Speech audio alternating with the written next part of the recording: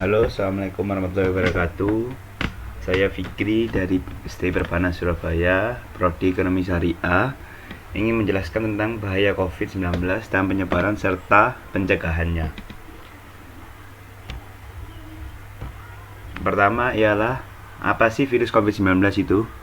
COVID-19 Coronavirus Disease 2019 adalah jenis penyakit baru yang disebabkan oleh virus dari golongan coronavirus, yaitu SARS-CoV-2, yang juga sering disebut virus corona. Kasus pertama penyakit ini terjadi di kota Wuhan, Cina pada Desember 2019. Setelah itu, COVID-19 menular antar manusia dengan sangat cepat dan menyebar ke puluhan negara termasuk Indonesia hanya dalam beberapa bulan saja.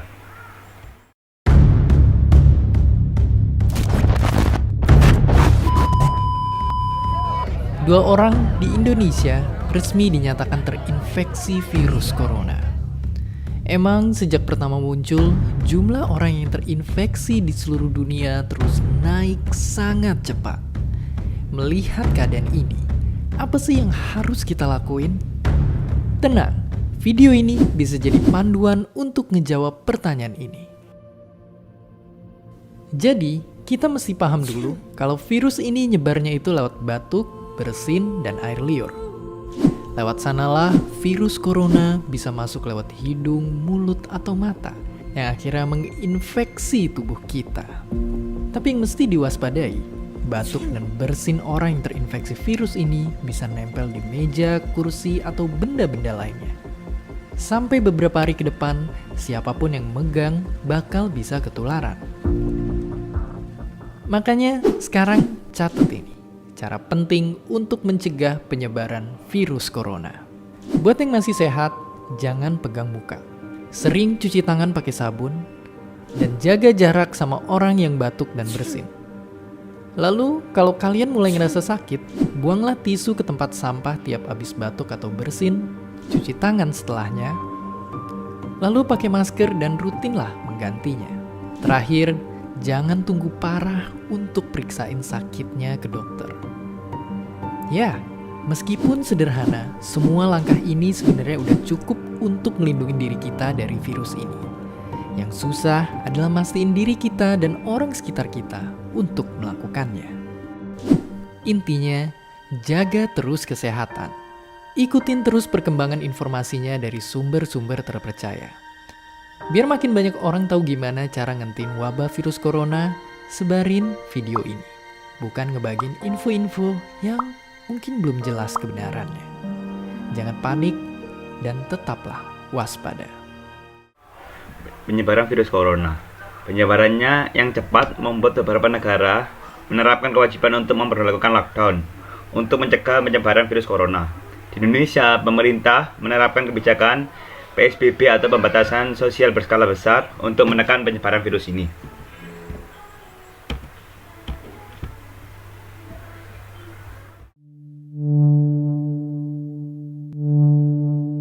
Perang melawan virus corona masih berlanjut.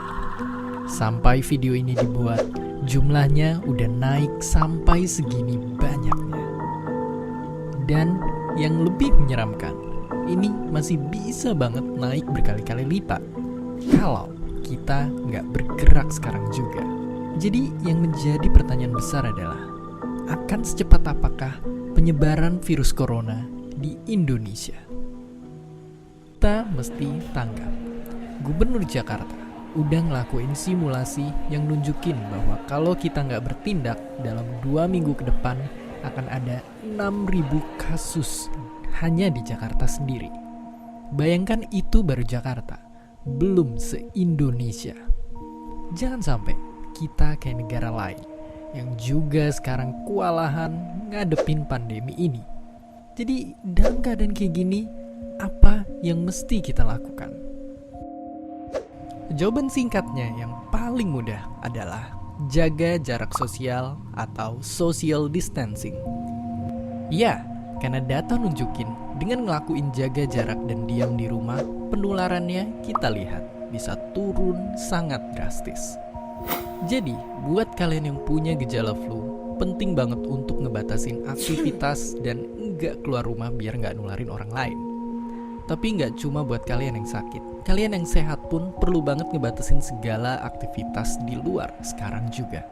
Oke, mungkin itu semua kita udah tahu. Tapi pertanyaannya, kenapa ini sebegitu pentingnya dan efektif?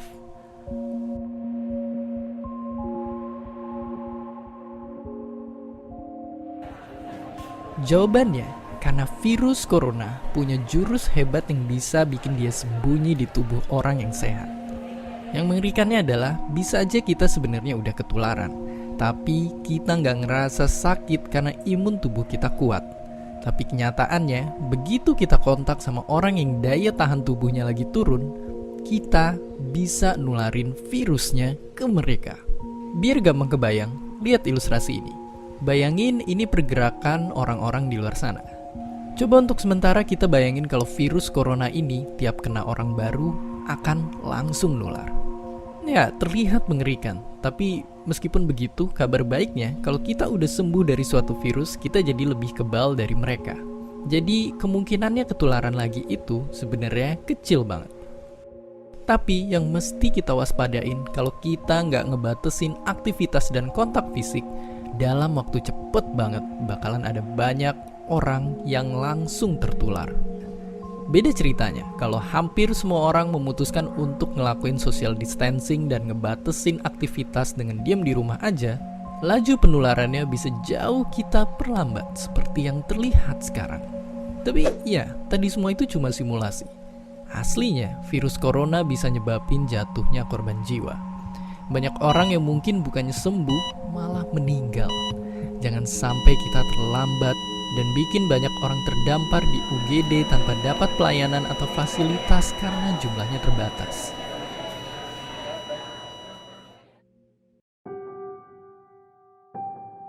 Dan ya, mungkin sekarang kita makin ngerti kalau virus satu ini emang sangat gampang menular. Tapi, walaupun begitu, kita masih harus tetap berusaha dan optimis di kondisi sekarang ini. Karena kalau mau dibandingin, manusia pernah ngalamin wabah yang jauh lebih buruk. Dari flu babi di tahun 2009 sampai flu Spanyol di tahun 1918 yang merupakan pandemi terparah dalam sejarah. Tentu itu semua bisa kejadian karena keadaan dan teknologi yang masih belum mendukung pada waktu itu. Tapi dengan teknologi kesehatan modern yang kita milikin, kerjasama antara negara yang makin erat, serta dengan bantuan para pahlawan-pahlawan kita ini, semoga kita semua bisa segera keluar dari pandemi ini. Saat semua orang bertanya apa yang mesti kita lakukan, yang perlu kita ingat, tetaplah menjadi baik di saat krisis sekalipun. Belilah barang-barang secukupnya. Beri lebih untuk mereka yang masih harus bekerja di luar sana. Tetap tenang dan berkepala dingin di sosial media. Jaga diri dan jaga orang-orang terdekat kita. Dan jangan lupa berikan apresiasi sebesar-besarnya kepada mereka. Orang-orang yang berada di barisan terdepan, bekerja tanpa pamrih untuk nyelamatin kita semua. Dan seperti biasa, terima kasih. Penularan virus corona. COVID-19 awalnya ditularkan dari hewan ke manusia. Setelah itu diketahui bahwa infeksi ini juga menular dari manusia ke manusia. Penularannya bisa melalui cara berikut. Yang pertama, tidak sengaja menghirup percikan ludah droplet yang keluar saat penderita COVID-19 bersin atau batuk. Yang kedua, memegang mulut, hidung, atau mata tanpa mencuci tangan terlebih dahulu setelah menyentuh benda yang terkena droplet penderita COVID-19. Yang terakhir, kontak jarak dekat kurang dari 2 meter dengan penderita COVID-19 tanpa menggunakan masker.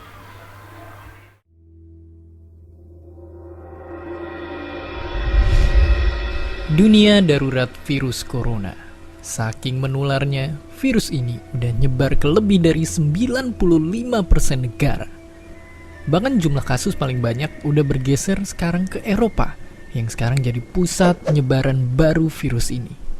Organisasi Kesehatan Dunia pun udah netapin virus corona sebagai pandemi. Tapi tunggu dulu, sebenarnya apa sih itu pandemi? Dan apa bedanya sama epidemi dan endemi? Apakah mereka semua beda atau sama dengan wabah? Jawabannya, mereka itu ternyata adalah 4 tingkatan yang berbeda. Jadi, biasanya tingkat siaga penyakit yang menular itu mulai dari tingkat daerah. Kalau nggak direspon dengan sigap, barulah akan mewabah sampai tingkat nasional. Dari sana, bisa tambah parah lagi jadi nyebar ke negara tetangga. Dan buat penyakit-penyakit yang paling berbahaya bisa menyebar ke seluruh dunia. Oke, terus seberapa bahaya pandemi sebenarnya? Lalu sebelum corona, apakah ada pandemi yang udah pernah dunia kita hadapi? Jadi, pendeknya, yang namanya pandemi tentunya bahaya banget. Coba aja lihat ke sini. Buat contohnya, malaria atau DBD yang sangat ditakuti anak-anak Indonesia adalah penyakit endemi.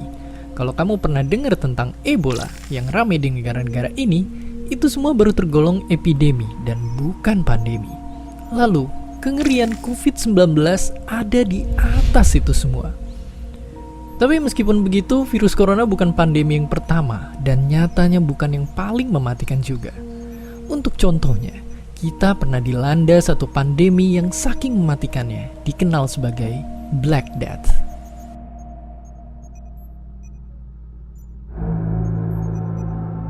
Jadi ceritanya dulu di abad 14, selama bertahun-tahun umat manusia diserang oleh penyakit yang menyebar dari kutu dan tikus.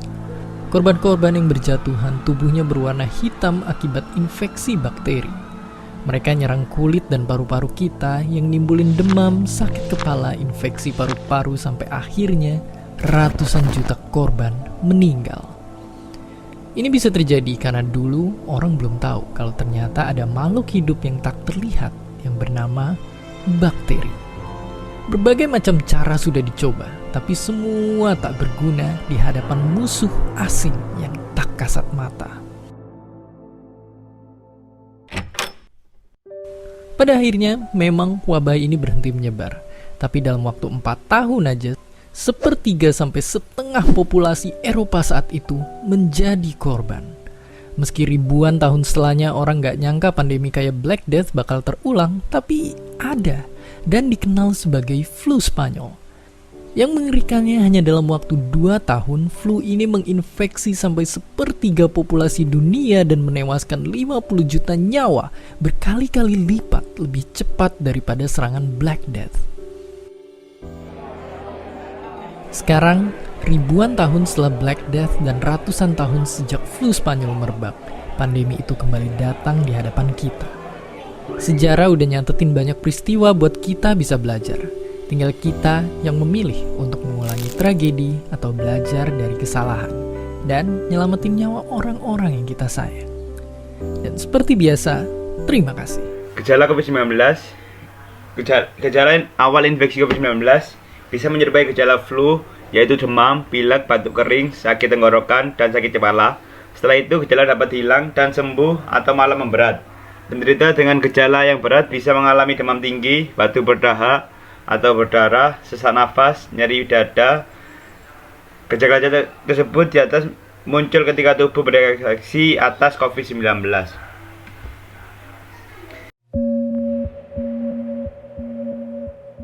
Bagaimana virus corona menyerang tubuh kita? Mungkin itu jadi pertanyaan kita semua. Kita udah tahu gimana virus corona udah menginfeksi 1 juta orang di seluruh dunia sampai saat ini. Tapi yang mungkin belum banyak kita tahu, sebenarnya gimana sih virus ini nyerang tubuh kita? Mengapa infeksi virus ini bisa mematikan? Semua dimulai dari sini. Ketika virus corona masuk ke tubuh kita lewat percikan batuk atau bersin orang yang positif, baik secara langsung atau waktu kita nyentuh benda yang udah terkena percikannya dan gak cuci tangan setelahnya. Kalau udah gitu, si virus masuk lewat saluran pernapasan dan bergerak terus menuju sasaran utamanya, paru-paru. Disinilah virus yang punya 3 bagian utama ini mulai bekerja. Pertama-tama, paku protein corona ini akan nempel di paru-paru dan organ-organ lain yang selnya kaya akan protein ini, protein ACE2. Kalau tubuh kita ibarat rumah dan virus corona itu perampok, ACE2 itu ibarat gagang pintu rumah kita. Begitu udah nempel, perlahan tapi pasti virus ini akan ngedorong masuk ke dalam sel kita. Dan begitu berhasil masuk, barulah aksi sebenarnya dimulai. Di fase ini, tubuh virus corona akan membuka dan sang hacker pun terbebas. Dia akan ngehack inti sel sehat untuk nipu sistem imun tubuh kita biar nggak nyerang virusnya. dan sekaligus ngebuat inti sel jadi memproduksi cikal bakal virus corona baru. Sel yang udah terinfeksi dan dihack ini selanjutnya akan terprogram untuk bunuh diri dan melepaskan jutaan virus corona yang siap nginfeksi dan ngehack sel-sel sehat lainnya. Ya, awalnya mungkin kita cuma kemasukan virus corona yang jumlahnya dikit, tapi dalam hitungan hari aja udah akan ada jutaan sampai miliaran virus corona baru, bikin paru-paru kita dipenuhi oleh mereka. Tapi ternyata, mimpi buruknya ada setelah ini. Ya, ketika virusnya udah menuhin paru-paru kita, sistem imun kita bakalan ngerespon ibarat polisi dan tentara yang meluncur ke tempat kejadian perkara. Tapi inilah yang bikin ngeri. Di sini, virus corona jadi penipu ulung yang bisa ngakalin sistem imun kita. Mereka bikin sistem imun nyerang membabi buta, termasuk nyerang sel-sel sehat kita. Mereka jadi nggak tahu mana kawan, mana lawan, dan perlahan-lahan jadi senjata makan tuan. Buat sebagian besar kasus, kejadian ini emang gak berlangsung lama. Karena kalau sistem imun kita kuat, mereka pun akan bisa menang dari segala taktik virus corona. Tapi terkadang tubuh kita sedang lemah, dan kalau udah gitu efeknya bisa parah. Kita bisa kena radang paru-paru, akibat sel sehat di sini yang udah gak bisa nahan bakteri pneumonia. Malahan buat kasus yang kritis, bakteri ini gak berhenti di sana. Mereka bisa masuk ke aliran darah dan akhirnya nyerang seluruh tubuh. Kalau udah begini, bernapas saja bakalan susah banget dan hidup kita ada di tahapan yang sangat kritis.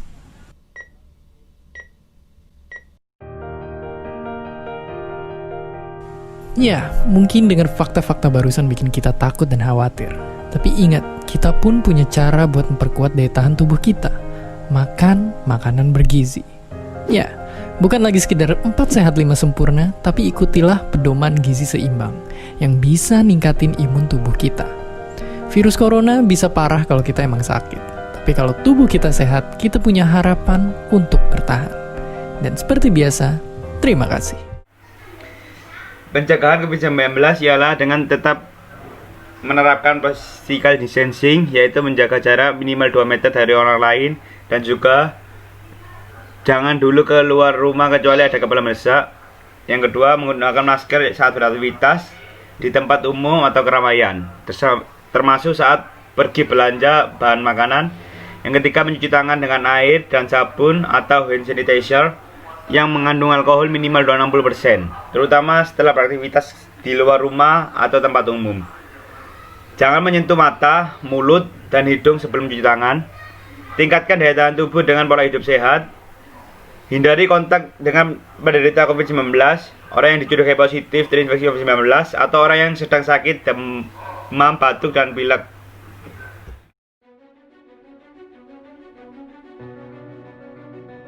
Nggak kerasa kegiatan bekerja dan belajar dari rumah udah mau berjalan sebulan. Mungkin sebagian besar dari kita saking bosennya sampai udah bingung mau rebahan gaya apa lagi. Tapi nyatanya masih banyak orang di luar sana yang bergantung sama pendapatan langsung dan tetap harus berangkat kerja. Terus kalau kita beraktivitas di luar selagi pandemi ini, risikonya akan sebesar apa yang akan kita hadapin? Dan sebenarnya seberapa perlu sih kita pakai masker? Singkatnya, risikonya itu besar. Dan kita semua perlu banget pakai masker tiap keluar dari rumah. Corona itu tiap nginfeksi orang nggak langsung bikin dia sakit dan nunjukin gejala.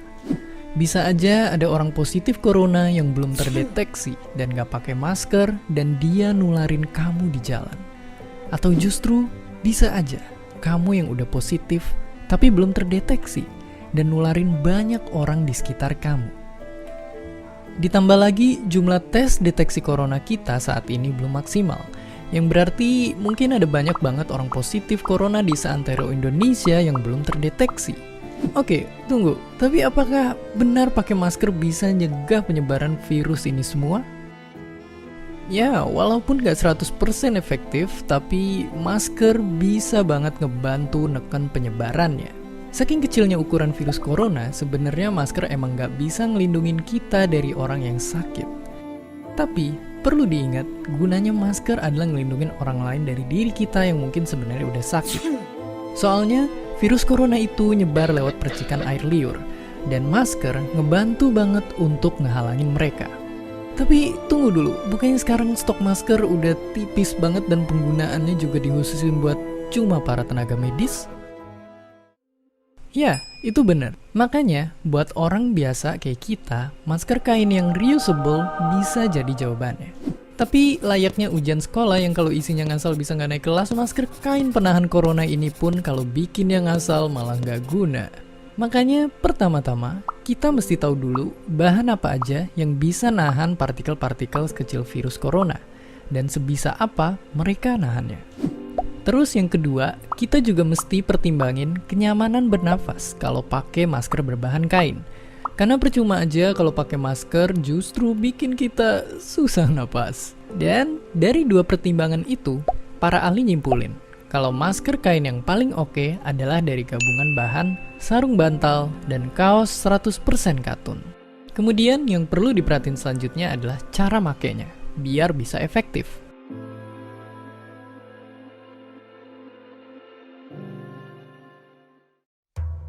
Jadi ya, intinya kita perlu pakai masker kain waktu keluar rumah. Bisa bikin sendiri ataupun beli di para pedagang masker kain yang pendapatannya terhambat akibat pandemi ini. Sebaiknya satu orang itu punya 2 masker kain, jadi pemakaiannya bisa ganti-gantian. Dan kalau masih bingung, beginilah cara nyimpen masker biar bisa dipakai ulang. Disimpan di dalam plastik yang bersih, biar sewaktu nggak dipakai pun nggak ada kuman bandel yang nempel. Virus corona yang merebak tiba-tiba udah ngagetin satu dunia. Kalau nggak hati-hati, semua bisa jadi korban. Tujuan kita satu, melindungin satu sama lain. Sekaranglah waktunya kita gerak bersama. Hai teman-teman semua, mari kita sekarang menggunakan masker kain. Dan ini dia 5 alasan kenapa menggunakan masker kain itu sangat efektif. Yang pertama, dengan kita menggunakan masker kain, kita ini mencegah penularan virus yang lagi beredar sekarang. 2, mudah, murah, dan bisa digunakan ulang. 3, tidak mengurangi surgical mask atau masker yang digunakan untuk tenaga medis kita yang sekarang membutuhkan. Terus, pakai masker kain itu benar-benar bisa membantu melindungi kita dari penyebaran dan penularan virus COVID-19 ini.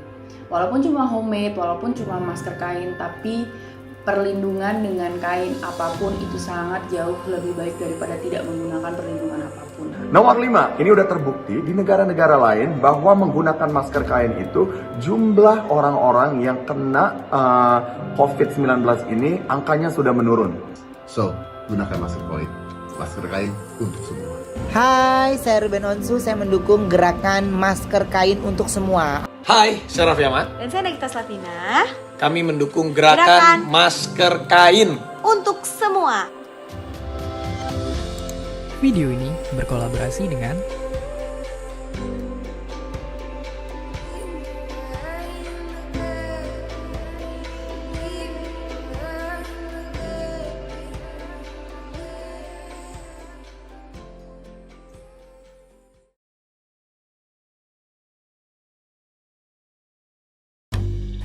pandemi corona bikin semua orang waspada.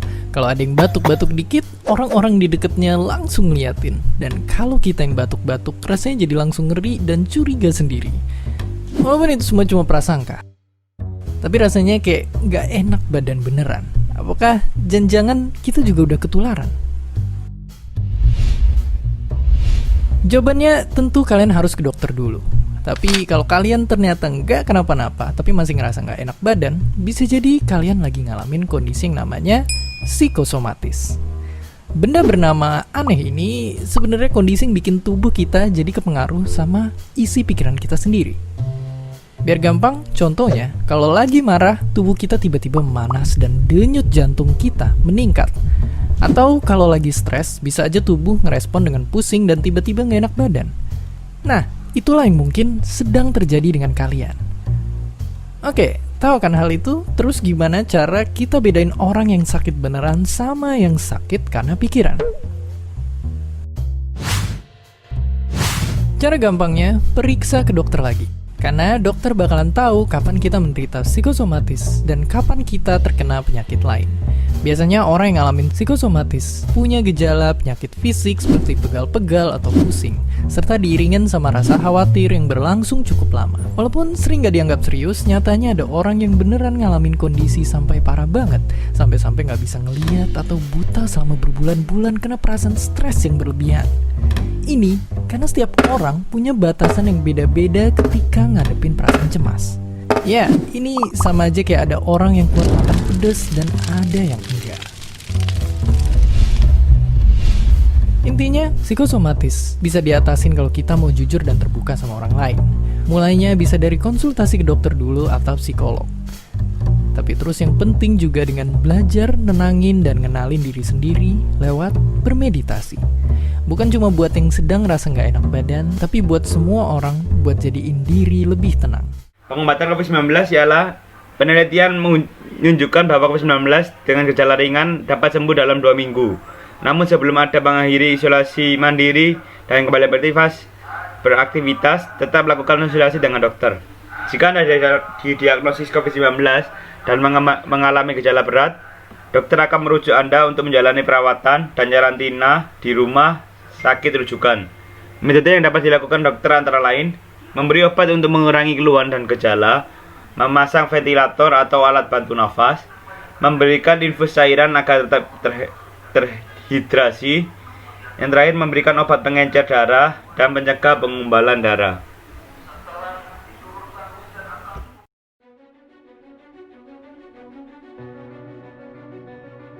Tiga bulan lalu saat virus ini mulai merebak jauh di sana, banyak dari kita yang masih bercanda. Tapi mungkin semua candaan itu hilang melihat grafik ini. Ya, inilah kondisinya sekarang.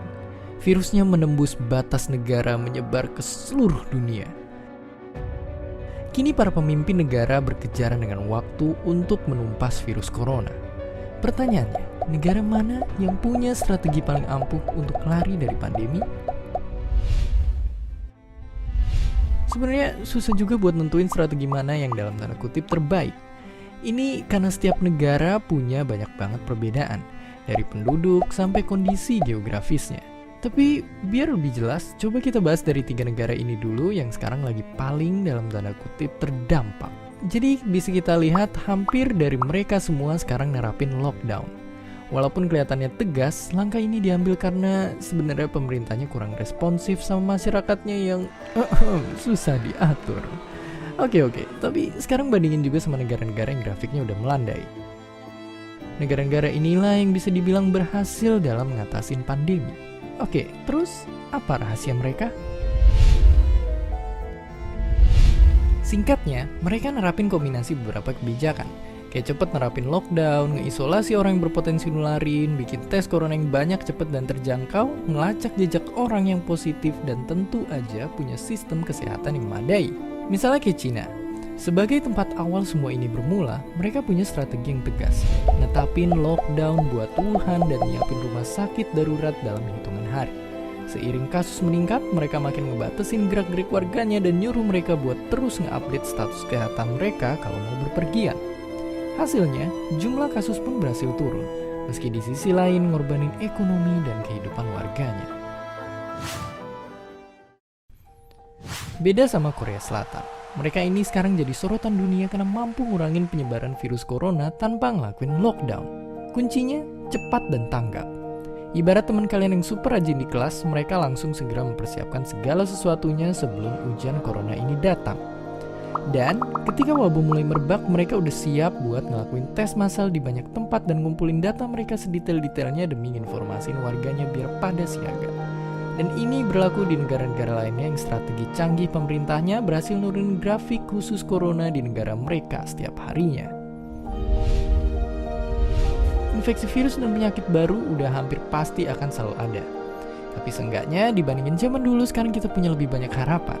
Harapan yang bisa buat ilmuwan tahu tentang virus corona, bahkan sampai jauh ke DNA-nya hanya dalam hitungan pekan. Harapan yang bikin kita sadar tentang betapa pentingnya cuci tangan dan merhatiin asupan makanan. Harapan dalam bentuk kekuatan untuk nyiptain obat demi kesehatan. Harapan tersebut ialah ilmu pengetahuan. Dan seperti biasa, terima kasih. Untuk menghadapi kenormalan baru, sejumlah langkah harus dilakukan. Salah satunya tetap menerapkan protokol kesehatan yang ketat, mulai dari wajib mengenakan masker, mencuci tangan, hingga tetap menjaga jarak aman. Sebuah mal di kota Bekasi kini menyiapkan diri menerapkan kenormalan baru. Bahkan Presiden Jokowi meninjau langsung kesiapan mal sebelum kembali beroperasi. Kota Bekasi dipilih jadi lokasi peninjauan lantaran angka penularan COVID-19 terus menurun sehingga dimungkinkan untuk bersiap menerapkan kenormalan baru dengan tetap mematuhi protokol kesehatan. Kita ingin tetap produktif tapi aman COVID. Tetapi dalam menuju ke tatanan baru itu kita juga melihat angka-angka, melihat fakta-fakta di lapangan. Angka-angka bagaimana kurva R0-nya seperti di Bekasi ini sudah di bawah 1. Sudah bagus. Pihak mal pun memastikan akan mulai buka secara bertahap mulai 8 Juni karena ada standar protokol kesehatan yang harus dipenuhi sebagai mal percontohan. Kita memang sangat tergantung dengan aturan yang dari pemerintah, tapi sebagai indikasi kami ada kemungkinan buka bertahap di tanggal 8. Jadi kami tidak bisa buka langsung semuanya. Kami akan bertahap karena ada satu aturan protokol kesehatan new normal life yang harus kita tata secara serius. Kalau butuh apa-apa kita bisa sampaikan langsung ke Panglima TNI karena Semarang Mall Bekasi ditetapkan sebagai tempat untuk simulasi dan ini akan menjadi contoh untuk mal di seluruh Indonesia. Menanggapi persiapan kenormalan baru, Gubernur DKI Jakarta Anies Baswedan belum memastikan apakah mal di Jakarta diperbolehkan mulai buka pada 5 Juni usai PSBB Jakarta tahap 3 berakhir. Menurut Anies, pekan ini merupakan fase penentuan apakah PSBB Jakarta diperpanjang lagi atau tidak. Pak, izin mau bertanya, berarti ini sudah mengartikan bahwa new normal untuk seluruh masyarakat yang ada di tanah air. Dan khususnya juga untuk di DKI Jakarta, ini sebenarnya kapan Pak pastinya? Apakah mungkin kemudian mal akan dibuka? Siklus 14 hari terakhir perpanjangan PSBB itu tidak perlu diperpanjang. Karena PSBB Jakarta ini berakhir tanggal 4. Apakah nanti ini adalah PSBB penghabisan atau PSBB-nya harus diperpanjang sangat tergantung kepada angka-angka epidemiologi yang ada. Insya Allah akhir pekan ini kita akan punya informasinya dan pada saat itu nanti kita akan sampaikan kepada masyarakat kerja bersama kita ini hasilnya seperti apa. Kenormalan baru diharapkan dapat membawa dampak positif bagi pemulihan ekonomi nasional yang terpuruk akibat pandemi COVID-19. Tim Liputan Kompas TV.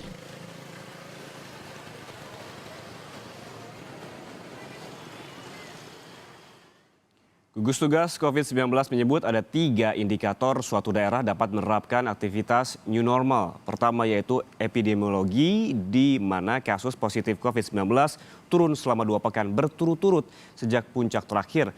Lalu ODP, PDP, dan kasus meninggal menurun serta pasien sembuh corona meningkat. Indikator kedua yaitu surveillance kesehatan masyarakat di mana pemeriksaan laboratorium terkait corona meningkat, pemantauan mobilitas penduduk dan pelacakan kontak juga meningkat.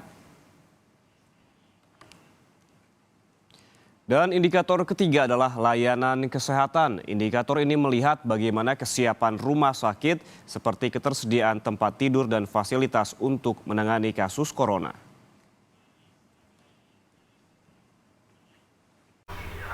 Sekian video sosialisasi pencegahan COVID-19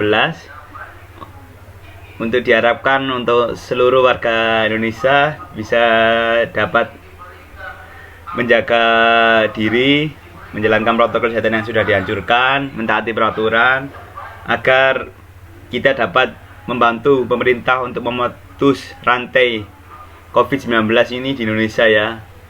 Diharapkan untuk berpola hidup sehat dan menjalankan semua yang sudah dianjurkan oleh pemerintah. Sekian video dari saya, Fikri Thorik. Semoga Indonesia bisa jadi lebih baik dan COVID-19 dihilangkan di muka bumi ini, insya Allah. Wassalamualaikum warahmatullahi wabarakatuh.